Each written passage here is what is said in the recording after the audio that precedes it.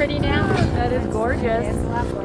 Hey, screw the looks. That's what 245 You want to go miles fast, and you go fast. Grab my kickstand, that side stand, honey. Can we go? There's a lot of work. These are the people that all came together to rebuild a blown motor so that he could go out and set a world record. Those are some special people that made it happen from another team. That's what this is about, right? Everyone helping each other. Absolutely.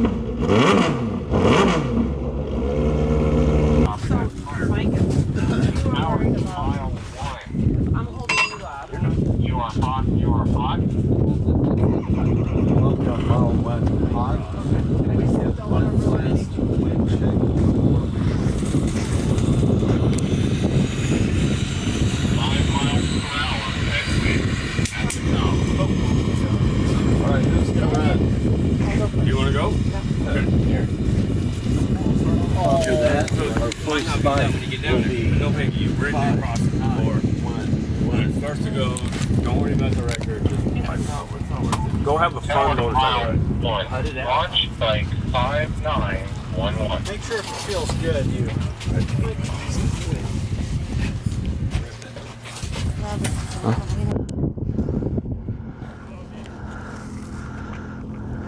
You can go over my head. I'm not doing it.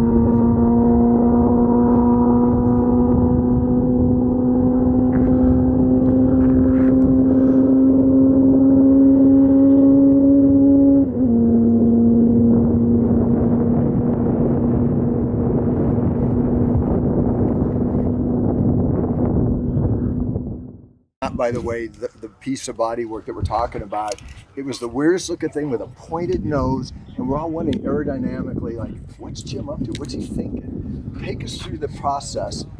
We decided we took some AirTech bodywork and we decided we were going to massage it a little bit and see what we could do with it, see what we come up with. Experimentation. Yeah, never know until you try. Yeah.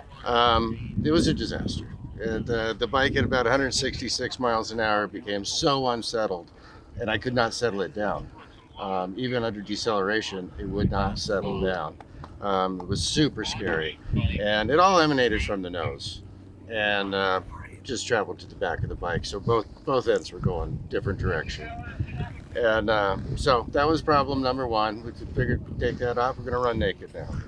So we made a couple of passes, and we had a weak spring in our Schrader valve. So by the end of the what pass, speeds were you running now? 206. Not shabby. So I ran 206 twice on a flat front tire. Are you serious? Yeah. Oh my God. And I couldn't figure out why about halfway through the time mile I was not able to hold my line, and I was getting sucked across the track. And I get down there at the end, not a pound of air in that tire, just flat, off the bead. Well, what happened? How'd that happen? Schrader valve would get sucked in under speed because it had a weak spring on it. Oh All the air comes my out. God, you're the only person I've ever met that's happened to. Schrader valve with a black stripe on it has a weak spring. Schrader valve with a red stripe on it has a strong spring. Okay. Yeah. So, and we thought there was a problem with the wheel. We changed tires. We had soap all over the place looking for bubbles. Couldn't find anything. So now that's kind of in my head because I don't want to make a third pass with a flat tire. Oh man. Got that fixed. Woo! Worked great. So confidence is kind of back. And then we got to the point where the record that we were running on was 206 for the kilo, 210 for the mile. And so we broke the kilo record, so we got a return run. And on the return run, cam chain went. Bent 4 valves. No record. No record. Damn. So we go back to the pits. We're kind of convinced we're going home now. And all these amazing people. So the recap: you take the new experimental body out. It just scares the living hell out of you. About gets you killed. Then your Schrader valve goes on your tire, and you're running on a flat front tire. And then you finally break a kilo record, and you can't back it up. Cam chain goes. Take it. So cam chain goes. We're thinking we're going home at this point.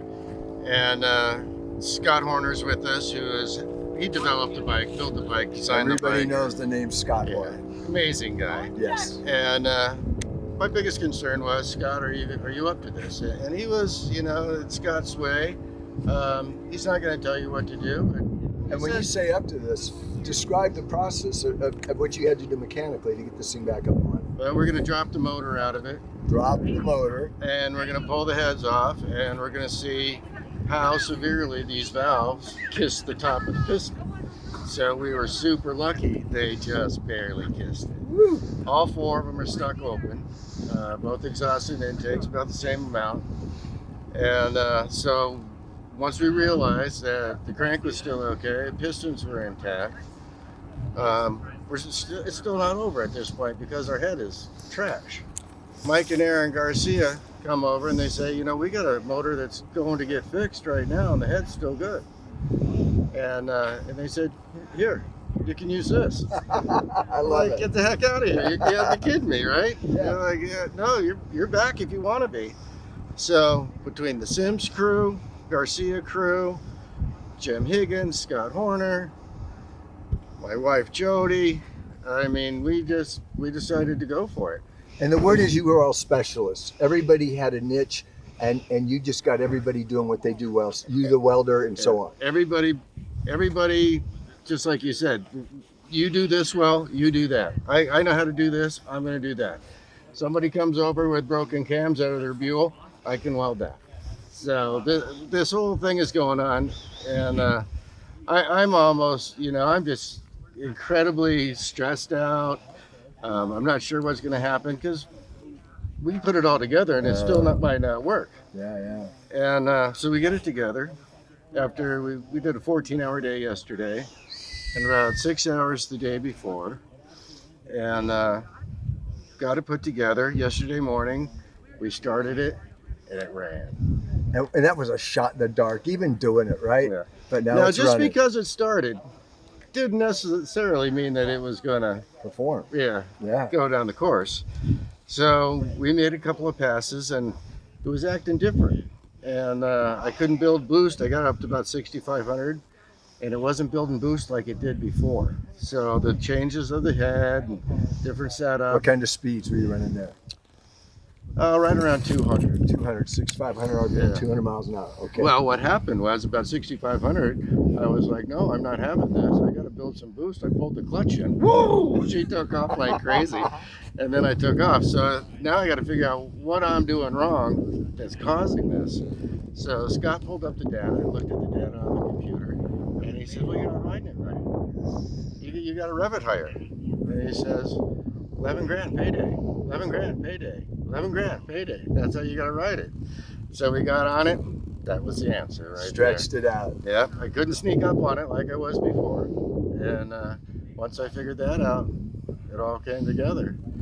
And Oh, did it ever? and the record actually, I want to hear about your down run because I saw the return run and the return run was stellar. It was awesome. When you see a bike over 200 miles an hour, it's a thing of beauty, and it's something where everybody's in conversation in the pits. Everything stops and they all focus on that guy's on a hell of a run. That was you on the down run. What was it like going down? I mean, on the return run, what was it like going on the down run? well, the down run, it was close enough to the speeds I'd already been going. It felt like it was good. Yeah. But how many times have you got down there and thought, oh, I was really hauling, and found out You weren't. You weren't. Yeah.